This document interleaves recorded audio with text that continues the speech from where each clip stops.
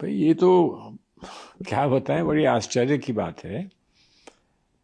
माननीय राहुल जी जो थे, उनको न्योता था प्रोग्रेसिव अलायंस का, प्रगतिशील देशों का जो संगठन है।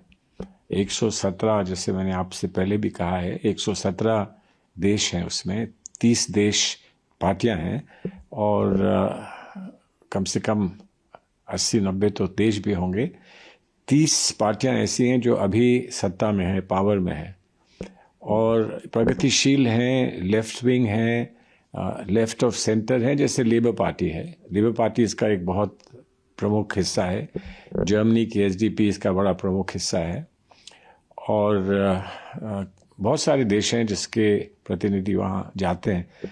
तो उसके प्रेसिडियम में ये मान के कि राहुल जी एक विश्व स्तर के एक नेता हैं, उनको वहाँ पर न्योता था, इनवाइट किया था और उसमें वो गए थे। लेकिन जब वो वहाँ जा रहे थे तो जाहिर है जर्मनी के बड़े नेता जो हैं, जैसे फॉर्मर चांसलर जर्मनी के थे, उनकी भेंट राहुल जी से हुई।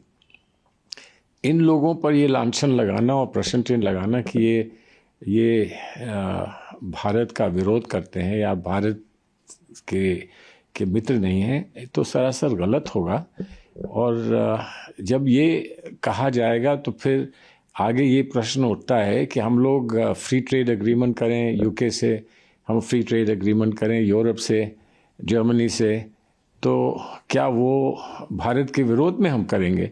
जो भी करेगा, जो भी सरकार होगी, सत्ता में होगी, वो उन्हीं देशों के साथ तो ये ऐसे संबंध बना सकती है जिन देशों की सहानुभूति और जिनका पूरा समर्थन भारत को हो।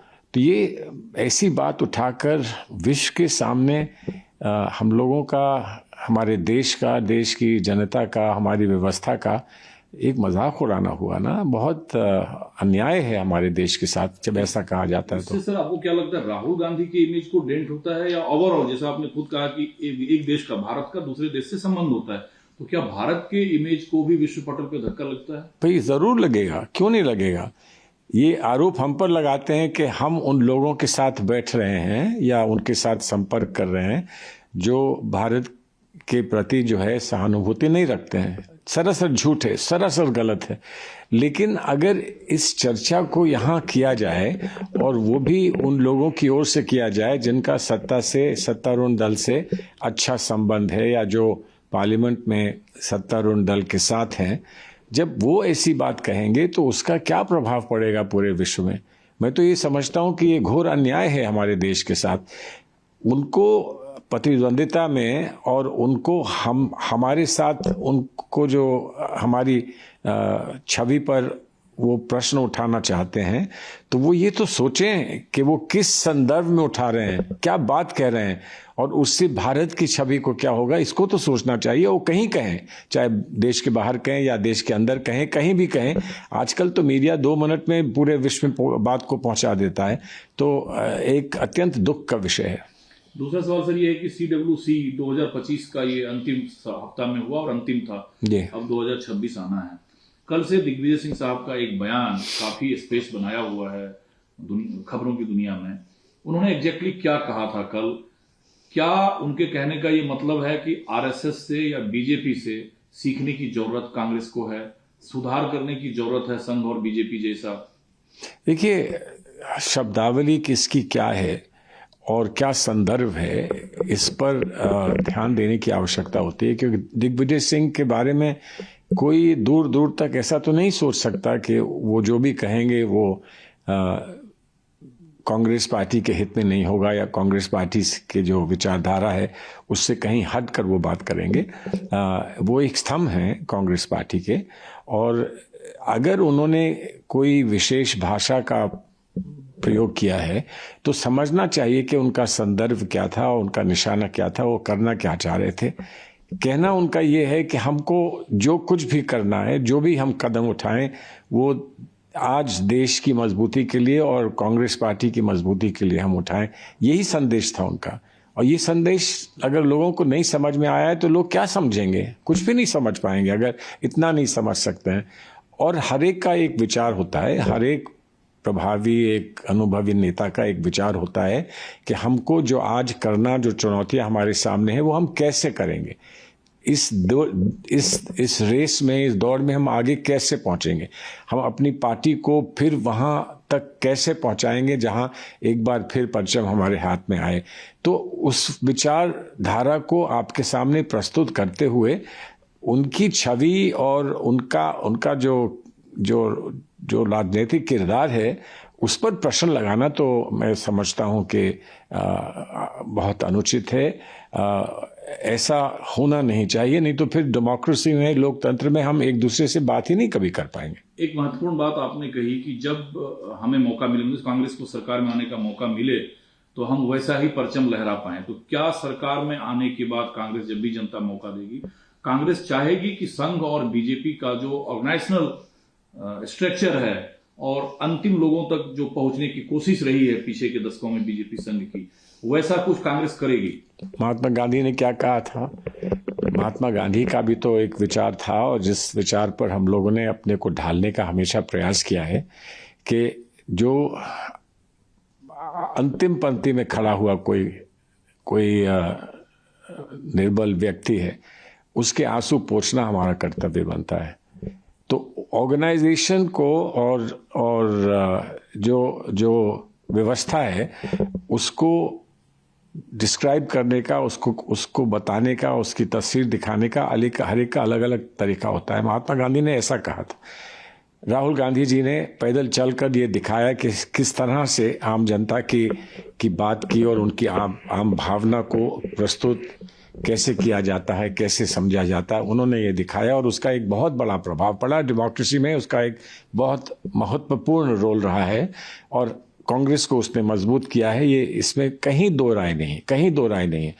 तो हर बात को अलग अलग टुकड़ों में बांट के और उसके बाद एक एक शब्द को उठाकर और उस पर प्रश्न करना मैं नहीं समझता हूं। आपको पूरी तस्वीर देखनी चाहिए, जो पूरा चित्र है वो देखना चाहिए और जो भावना है उसको समझना चाहिए। उसके बाद आप जो सवाल चाहे पूछें। तो सबसे पहले तो वो सवाल, अगर आप स्पष्टीकरण चाहते हैं तो सबसे पहले सवाल उससे पूछना चाहिए जिसने ये बात कही है, क्योंकि उसने बहुत सोच समझ के और बहुत समझने के बाद इस बात को कहा है, तो वही स्पष्टीकरण बेहतर देगा। वो कह चुके हैं कि उन्होंने मीडिया में कहा कि इस दुनिया को पता है कि मैं संघ, बीजेपी और मोदी का सबसे बड़ा आलोचक हूं। बस फिर और क्या चाहिए? लेकिन क्या खुद आप ये मानते हैं कि मौजूदा दौर में संगठन के स्तर पर बीजेपी और आरएसएस मुकाबले कांग्रेस ज्यादा मजबूत है? देखिए, मजबूत का मतलब एक डाकू मजबूत होता है।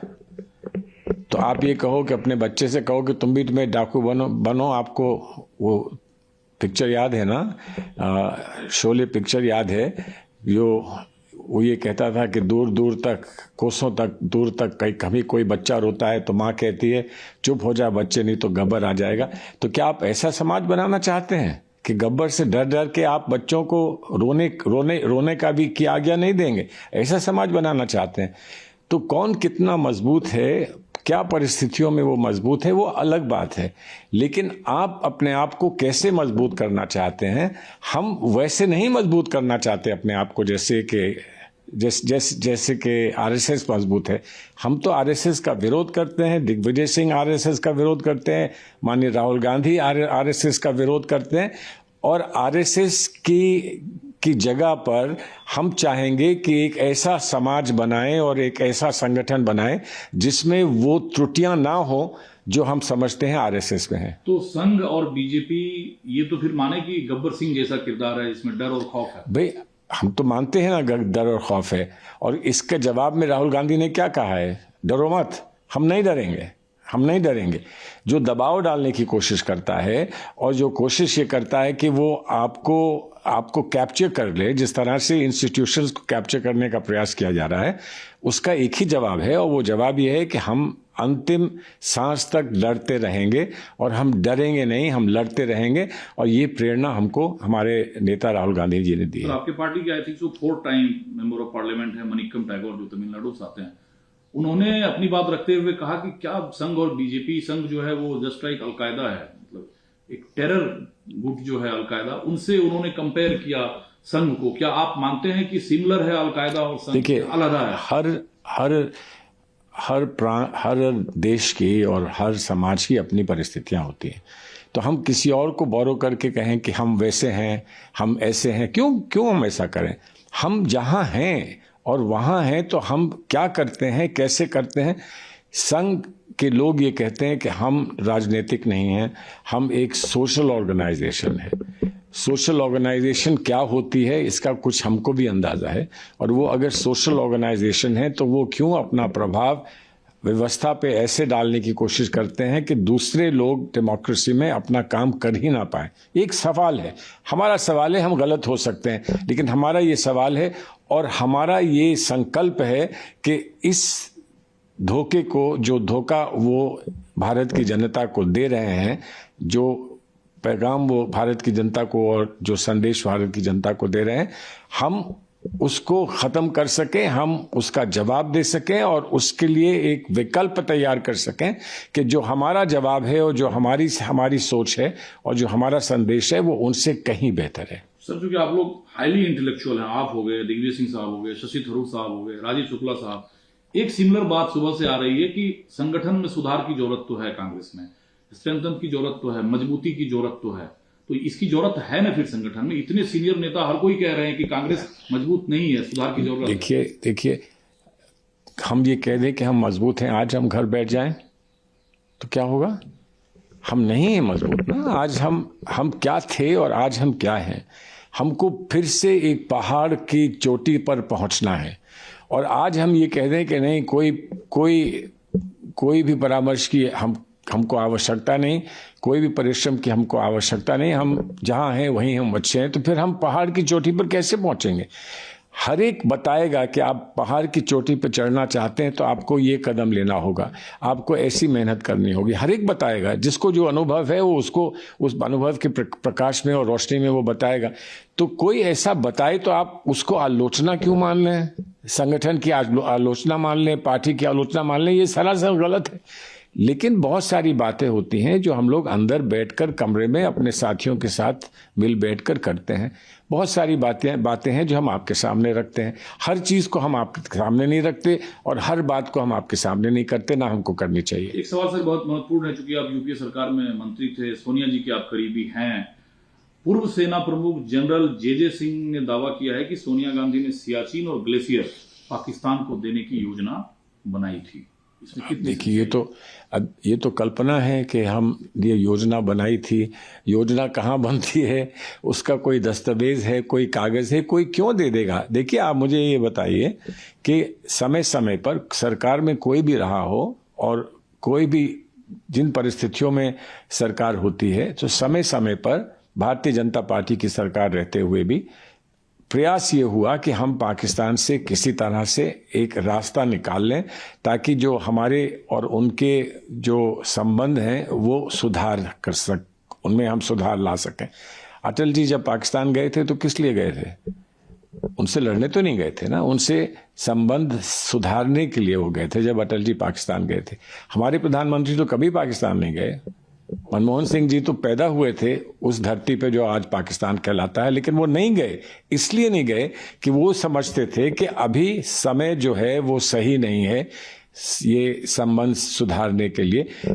जब तक हमको ये संकेत ना मिल जाए पाकिस्तान से कि वो तैयार हैं वो करने के लिए जो आवश्यक है हमारे संबंध सुधारने के लिए, तो वो नहीं गए। लेकिन ये कोई नहीं कह सकता है कि पाकिस्तान से संबंध बनाने का प्रयास एक पार्टी ने किया, दूसरी पार्टी ने नहीं किया। सबने समय समय पर प्रयास किया, कभी कामयाब हुआ, कभी विफल हो गया। भूमि देकर तो पाकिस्तान के साथ कोई शांति समझौता नहीं हो सकता, जैसा दावा इनका है। कोई कभी अगर दी होती तब सवाल पूछते। भारत की भूमि पाकिस्तान को नहीं दी, ना दी है, ना देने का कभी इरादा था। लेकिन चीन ने हमारी जमीन छीनी है, हमारी भूमि छीनी है, उस पर चर्चा नहीं होती। जो वास्तविकता है उस पर चर्चा नहीं होती, जो कल्पना है उस पर चर्चा होती है। अब किसने कहा, क्यों कहा, वो अपनी जगह है। बहुत सारे जनरल्स हैं जो ये कह देंगे कि नहीं ये बात सही नहीं है, तो इस विवाद में हम ना जाएं। आज सवाल ये बात का है कि क्या चीन ने हमारी धरती पर, हमारी जमीन पर कब्जा किया है कि नहीं किया है। और क्या ये पिछले 2-4 साल में नहीं हुआ, ये सवाल है। इसका जवाब क्यों नहीं दिया कि ऐसा नहीं हुआ? सर, सबसे शानदार स्मृति आपको लेकर जो हम लोगों में है वो जब आप विदेश मंत्री बने, आम आदमी पार्टी आपके पीछे पड़ी थी और आप विदेश मंत्री बने, लेकिन आप विदेश के मामलों पर बहुत संभल कर बोलते हैं। बांग्लादेश का जो इशू है, एक अल्पसंख्यक समुदाय का आदमी जब मारा जाता है, जब जलता है, तो पूरी दुनिया सिहरता है, पूरी दुनिया उस पर सवाल पूछता है, सवाल उठाता है। लेकिन बांग्लादेश में ऐसा हो रहा है नहीं, बांग्लादेश में ऐसा हो रहा है और उसका अत्यंत दुख है हमको।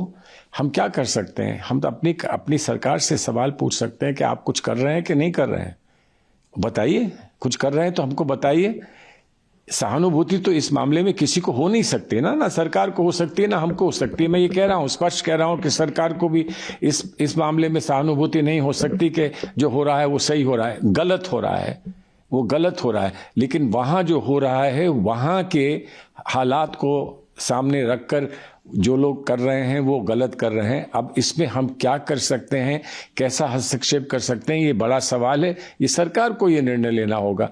लेकिन एक बात बड़ी स्पष्ट कर दें कि जो वहां होता है उसको यहां से ना जोड़ा जाए, जो यहां होता है उसको वहां से ना जोड़ा जाए, क्योंकि ये सवाल अलग अलग है। हमको अपने घर में हमारी कोई समस्या हो उसको हमें घर में हल करना है, और अगर हमारी समस्या घर के बाहर कहीं पहुंच जाती है तो वहां कैसे हल करेंगे, ये दायित्व जो है सरकार का है। सरकार को इस पर कोई फैसला करना चाहिए, और सरकार अगर हमसे सहयोग चाहती है तो हम सहयोग दें। कोई किसी प्रांत से सहयोग चाहती है तो वो प्रांत सहयोग दे। लेकिन हम ये चुनकर कहें कि व्यक्ति विशेष पर आक्रमण हुआ या प्रहार हुआ तो हमें उसका दुख है, लेकिन किसी और व्यक्ति पे होगा तो हमें दुख नहीं होगा। इंसानियत का तकाजा है। अगर इंसानियत पर हमला होता है, और हुआ है इंसानियत पे हमला होता है, तो हम सबको इंसानियत के साथ खड़ा होना है। तब हमको पक्षपात नहीं करना है, तब हमको धर्म को नहीं देखना है, जात को नहीं देखना है, हमको क्षेत्रीयता को नहीं देखना है, भाषा को नहीं देखना है। इंसानियत का सवाल है, तो इंसानियत के साथ खड़ा होना है। भारत और बांग्लादेश में फर्क तो है सर? नहीं, फर्क तो है। फर्क तो ये तो एक बड़ा सवाल आ गया ना कि हमने पड़ोस में अपने संबंध क्यों बिगाड़ दिए। किसको कितना दोष इसका दिया जाए वो अलग बात है, लेकिन हमारे संबंध पड़ोस में अच्छे नहीं हैं। अगर अच्छे नहीं हैं तो उसके कुछ परिणाम हमको भोगने पड़ेंगे। तो क्यों हमको वो परिणाम भोगने पड़ रहे हैं, ये एक सवाल है। हमारे संबंध बिगड़े तो क्यों बिगड़े, हमारा उसमें क्या योगदान था, दूसरों का उसमें क्या योगदान था, और वो संबंध कैसे फिर ठीक होंगे। हमारा एक पुराना रिश्ता बांग्लादेश के साथ था, हमारी कुर्बानी बांग्लादेश के लिए थी, कितने लोगों ने जान पर खेलकर बांग्लादेश को आज़ादी दिलाई थी, और शेख मुजीबुर रहमान के साथ विशेष संबंध थे भारत के। और वो संबंध आज हम देखें कि बिगड़ रहे हैं, धूमिल हो रहे हैं, तो अफसोस तो होता है। तो इस पर क्या उपाय निकाला जाएगा और इसको कैसे ठीक किया जाएगा, तो सरकार का दायित्व बनता है। आखिरी और महत्वपूर्ण सवाल, आज भारत पाकिस्तान दोनों तरफ से एक बयान आया। प्रधानमंत्री कहते हैं कि ऑपरेशन सिंदूर हर भारतीयों के लिए गर्व की बात है। उधर जरदारी साहब कहते हैं एक कार्यक्रम में, ऑपरेशन सिंदूर जब शुरू हुआ तो मुझे बंकर में छुपने की नौबत आ गई थी। मेरे सहयोगी ने आकर कहा कि भारत ने अटैक कर दिया है, हमें बंकर में छुपना चाहिए। जो वहाँ के दूसरे रसूखदार व्यक्ति हैं, डार साहब, उन्होंने कहा कि हमारे एयरबेस को हिट किया गया था, वहां काफी नुकसान हुआ। इधर ऑपरेशन सिंदूर को सक्सेस प्रधानमंत्री मोदी, और उधर डर उस टाइम पाकिस्तान में था, खौफ था। भाई देखिए, पाकिस्तान क्या है और हम क्या हैं ये भूलना नहीं चाहिए ना। हमारा जो अस्तित्व है और हमारा जो मकाम है विश्व स्तर पर, उसका और पाकिस्तान का तो कोई बराबरी नहीं है। तो हम पाकिस्तान पर प्रहार करें और पूरी तैयारी के साथ करें और उसमें हम सफल हों, तो ये तो हमारी अपेक्षा है कि हमको सफल उसमें होना है। पाकिस्तान उसको किस तरह से डिस्क्राइब करता है, बताता है, समझाता है, समझने की कोशिश करता है, वो उनकी समस्या है। लेकिन हमारा एक दायित्व था कि हम अपने आवाम के लिए, जनता की सुरक्षा के लिए और अपने सम्मान के लिए हमें क्या करना है वो हमने किया। अब उसमें बहुत सारे सवाल उठे हैं। वो पार्लियामेंट में और बहुत सूझबूझ के साथ और बहुत समझदारी के साथ जो लोग इस क्षेत्र में विशेषज्ञ हैं और समझते हैं और जानते हैं, जिनको जानकारी है, उनको ये चर्चा करनी चाहिए। चौहान ने सवाल उठाया कि इंडिया ऑफ कोर्स, देखिए पृथ्वीराज चौहान कोई मामूली व्यक्ति नहीं है। पृथ्वीराज चौहान का बहुत लंबा अनुभव रहा है और जिस पदों पर वो रहे हैं, जैसे वो प्राइम मिनिस्टर्स ऑफिस में रहे, तो उन चीज़ों को समझते हैं, इसीलिए उन्होंने कुछ कहा होगा।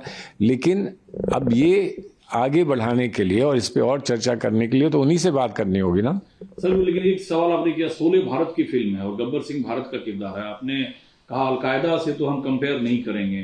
नहीं, हम किसी से कंपेयर नहीं करेंगे। तो यहाँ की फिल्म है, किरदार तो गब्बर सिंह भारत की है, उससे तो कंपेयर आप कर रहे हैं कि वैसा ही एक है संघ, और खासकर संघ का जो किरदार। नहीं, हमने ये कहा कोई हो, संघ क्यों, कोई पार्टी हो ये समझती हो कि हमारा जो डेमोक्रेटिक परिप्रेक्ष्य है और जिस तरह से हमको लोकतंत्र में, डेमोक्रेसी में हमको काम करने का हक है, वो जो हमसे छीनना चाहता है तो उसका तो विरोध हमको करना होगा। SIR का विरोध हम कर रहे हैं तो क्यों कर रहे हैं? इसलिए कर रहे हैं ना कि जो आपका एक मूलभूत आपका एक अधिकार है लोकतंत्र में, डेमोक्रेसी में सबसे बड़ा अधिकार होता है वोट का अधिकार, कि आप अपने मत प्रदर्शन से ये बताते हैं कि आप किस तरह से सरकार चलाना चाहते हैं। वही कोई अगर छीनने की कोशिश करता है तो हमको उसका विरोध तो करना होगा। तो जहां भी लोकतंत्र पे प्रहार होगा, कोई भी करे, कोई पार्टी हो, कोई संगठन हो, कोई व्यक्ति हो, कोई ग्रुप हो, जो भी डेमोक्रेसी पर प्रहार करता है, और डेमोक्रेसी पर प्रहार करने के बहुत सारे तरीके हैं, और जो सबसे लेटेस्ट तरीका डेमोक्रेसी पर प्रहार करने का है, वो इस बात को कांग्रेस पार्टी ने स्पष्ट किया है। वो मनरेगा पर प्रहार भी जो है डेमोक्रेसी पे प्रहार है, क्योंकि मनरेगा एक अधिकार देती है उस व्यक्ति को, जो व्यक्ति ये तय करता है कि हमारी सरकार कैसी होगी, हमारी व्यवस्था कैसी होगी, और वो अधिकार उससे छीन लिया जा रहा है। टकराहट कभी देखा नहीं हम लोगों ने। आजकल देख रहे हैं कि सरकार जो भी बिल कानून लाती है, कांग्रेस सिरे से खारिज करती है। कांग्रेस कह रही है मनरेगा को हम एक्सेप्ट ही नहीं करेंगे। हमने कह दिया साफ, हमने कह दिया कि नहीं करेंगे, और हम उम्मीद ये करते हैं कि एक वो दिन आएगा जब हम ये कह सकेंगे कि मनरेगा को समाप्त करके जो नया बिल बनाया गया है, उस बिल को हम समाप्त करेंगे। बहुत सारे बिल्स हुए ना, जैसे लैंड एक्विजिशन बिल में हम लड़े, आपने देखा जो फार्मर्स के लिए लड़ाई लड़नी थी वो हम लड़े, फार्मर्स खुद भी लड़े।